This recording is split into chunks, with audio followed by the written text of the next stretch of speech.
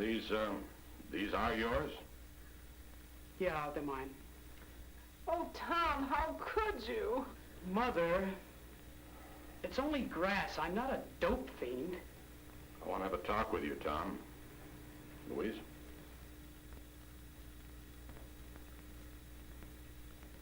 Like all too many of his contemporaries, Tom is experimenting with something he knows little about. Something about which too little is known by anyone.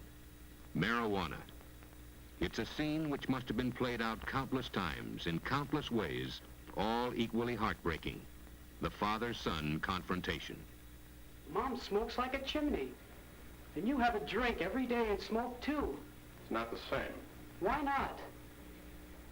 It's easy for you to stand there with a cigarette in one hand and a drink in another and tell us not to blow pot. Have you really considered all the consequences? There's not a shred of evidence that marijuana is any worse than nicotine or alcohol. You can get cancer. Your liver can rot away. Well, let's say you're right. You rather look down on my generation for getting hung up on smoking and drinking, knowing it's bad for us. You think we're stupid. Maybe you're right.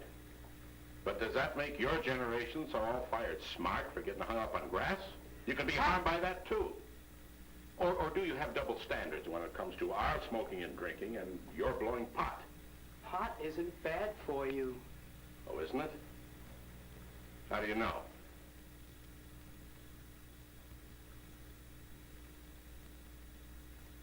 Studies concerning marijuana's possibly harmful effects have been made, although they're not yet conclusive. But some facts are known. Some effects have been established. There are apparently few physical manifestations, a reddening of the eyes, lowered body temperature, and a certain inability to coordinate movement. But there are other effects, psychological effects. The marijuana user generally experiences an uncontrollable feeling of hilarity, quite without reason. He exhibits a marked carelessness. His senses and time perception are distorted.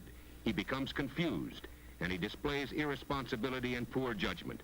And prolonged use may result in a loss of ambition and self-respect because of the induced couldn't-care-less attitude. But grass is not a dangerous drug like heroin. You don't become an addict.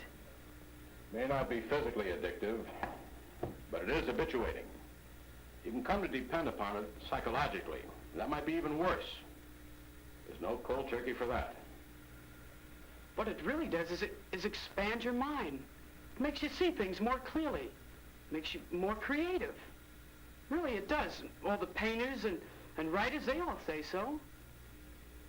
They only think they create better things. Yeah, maybe they do. Anyway, Tom, it is illegal. Every time you blow a marijuana cigarette, you take a chance on blowing your future. Oh, come on, Pop. All my friends smoke pot. They're not criminals. Only because they haven't been caught yet. Two viewpoints, two opinions. But the relationship between Tom and his father is basically a good one. Tom's father believes in his son, and he challenges him, find out the actual facts about smoking grass, the pros and cons, fair and square. Don't hear only what you want to hear. And then if Tom is still honestly convinced there's no harm in doing it, nothing further will be said. Tom agrees. He's only smoked pot occasionally for a few weeks. He's really new to the scene. Well, here, you can start with this. Oh, Pop, come on. Establishment propaganda? Read it anyway. Yeah, sure, later. But I've got a better source of information. Tom seeks the help of his friend, Mac, a couple of years his senior, the boy who first introduced him to pot. Mac thinks Tom's project is real square, but he agrees to get him all the dope. No pun intended. He knows just where to start Tom's education. At a garden pot party held by one of Mac's friends. Smoking grass is a private affair and doesn't harm anybody, he's told. It's a groovy way of relaxing, opening your senses. Tom is most interested in what he sees. These people, most of them college students, are bright and well-adjusted, very sure of themselves and their ability to handle anything. Obviously, they are all able to blow pot occasionally without ill effects. Well, almost all of them.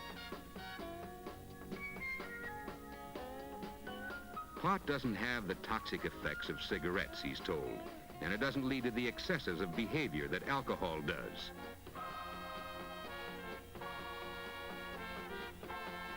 Inability to coordinate movement. The negative effects of smoking grass are exaggerated. All it is a neat way to dispel the problems of the day for a little while.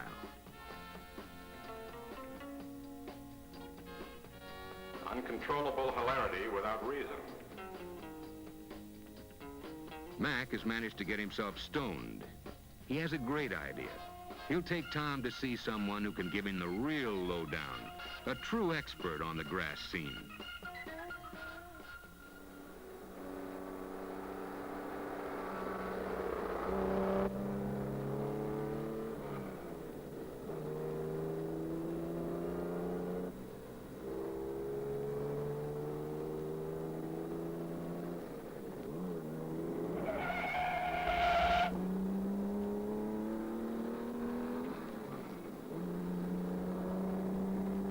Irresponsibility and poor judgment. Where's your head? Quit bugging. Nothing happened.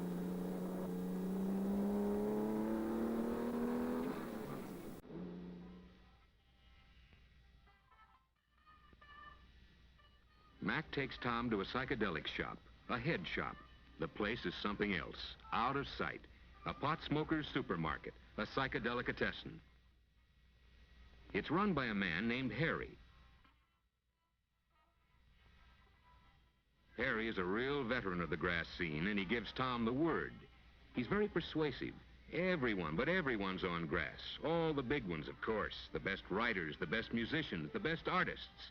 It's definitely the scene.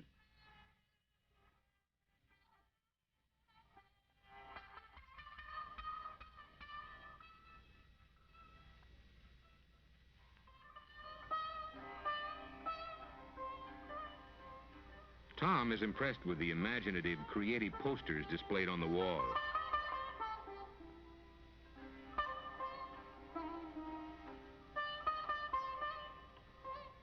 And he asks Harry about the artist. But it's Mac again who has the answer. He knows the artist. Man, he painted those posters a couple of years ago. His pad's nearby. Why not go over and meet him? Why not, indeed?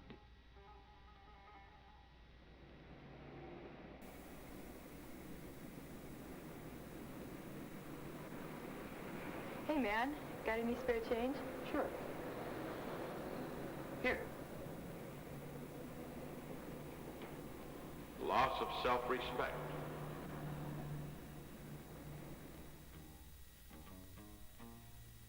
Waco, the artist, is pleased and flattered at the visit and lights up a joint in honor of his visitors.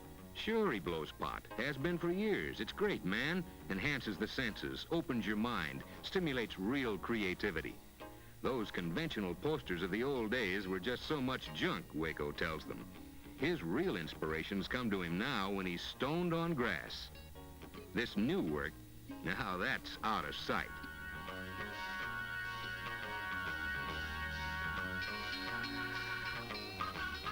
They only think they create better things.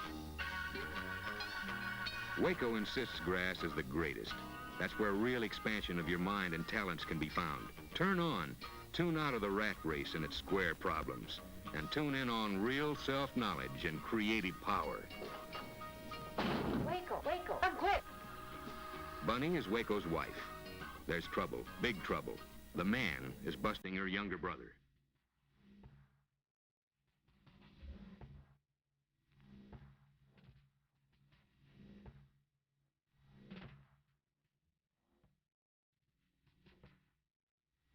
It's grass, all right.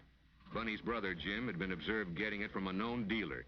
The officers caught up with him and placed him under arrest. It's still illegal. You take a chance of blowing your whole future.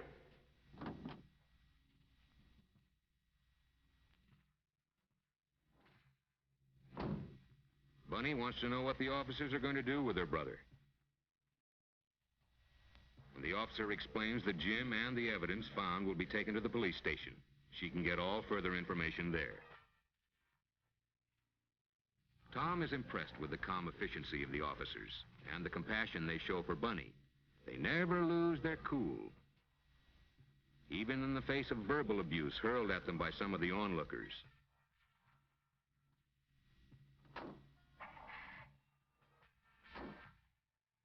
Bunny and Waco want to go to the police station, and Mac and Tom decide to tag along.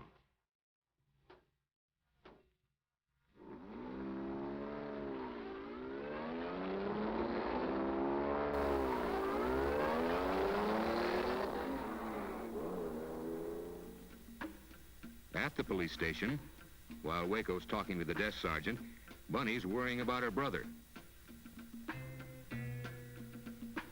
He knew he was taking a chance on that pickup, she says, but he just had to have his grass. Not physically addictive, but habituating. You get to depend on it psychologically.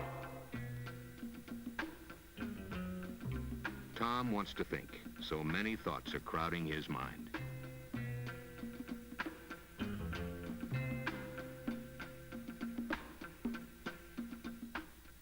Marijuana, cannabis sativa, or Indian hemp, weed, grass, pot.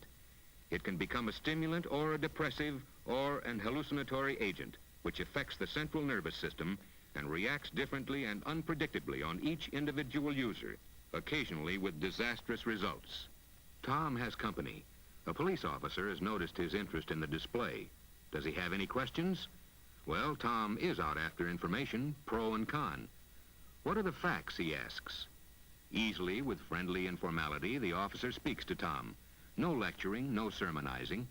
Pot smoking, quite apart from being illegal, is a problem. The psychological dependency generated by pot is probably its greatest danger. Plus the fact that so many young smokers who can't cope with the everyday problems of growing up seek an ersatz maturity through it. Kids who get high repeatedly don't want to come down. There's a wholesome abandonment of goals and ambitions. They've found a world where they seemingly have no problems. That's the cruelest hoax of all. Smoking marijuana all too often leads to the use of more dangerous stuff. Take it from one who runs into the young victims of just that every day. Users tend to stick with other users and addicts who can easily get them on harder stuff. Every user is a potential dealer. Some 95% of all heroin addicts started with pot. Not every pot smoker goes on to heroin, of course. A personality factor is undoubtedly largely responsible for that step.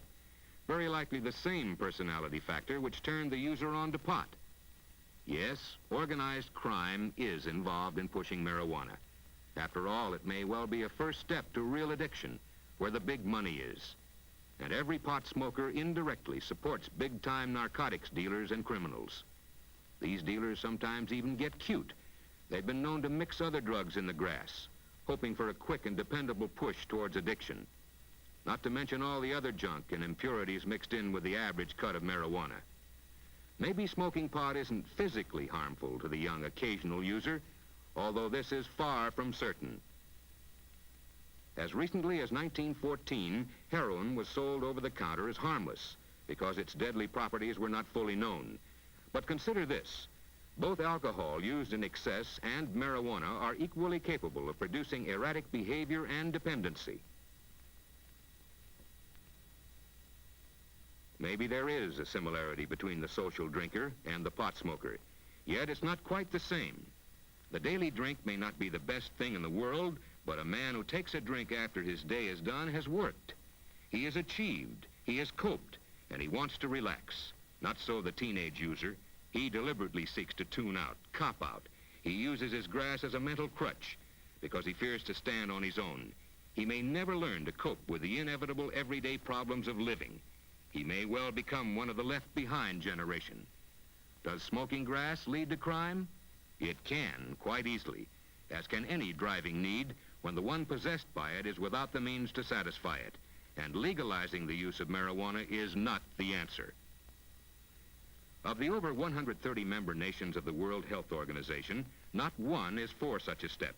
One nation did try it, with such dire results to its societal welfare within a few years that the permissive stand was diametrically reversed.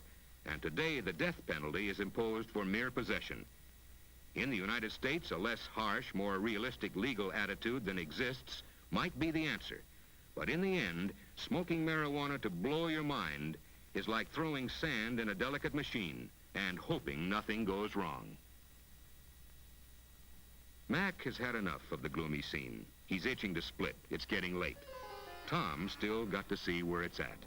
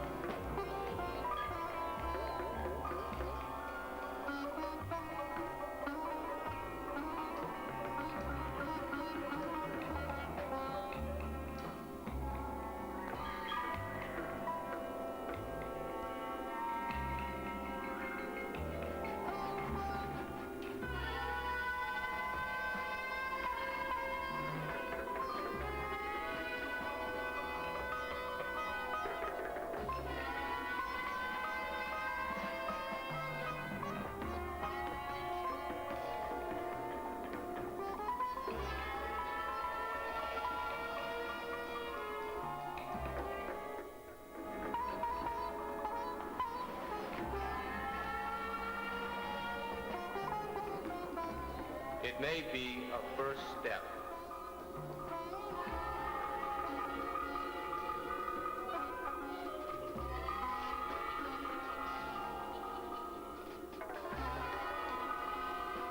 The left behind generation.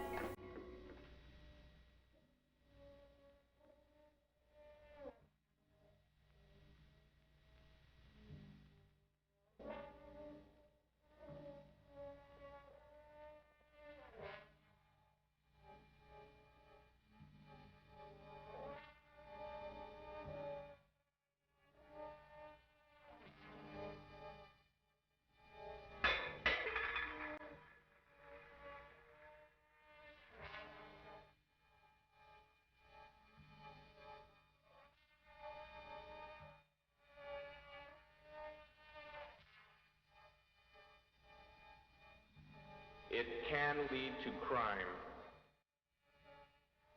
You look like you've got bread, man. Give.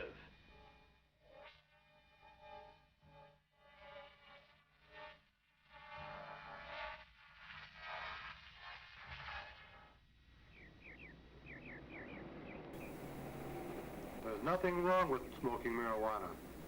It's no worse than taking a drink. A 20-year study of marijuana smokers in Greece showed a frightening personality change and permanent brain deterioration.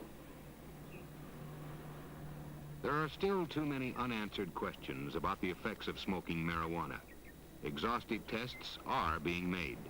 Let's wait and see.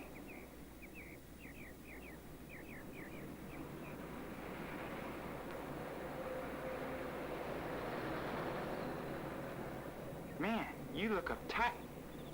You need a little grass. No, Around the house. no thanks.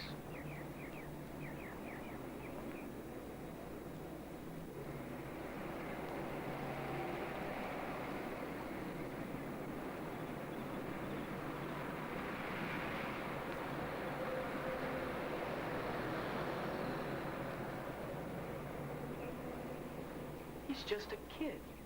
He's old enough to have a butt. He's old enough to blow pot. It's easy money, man.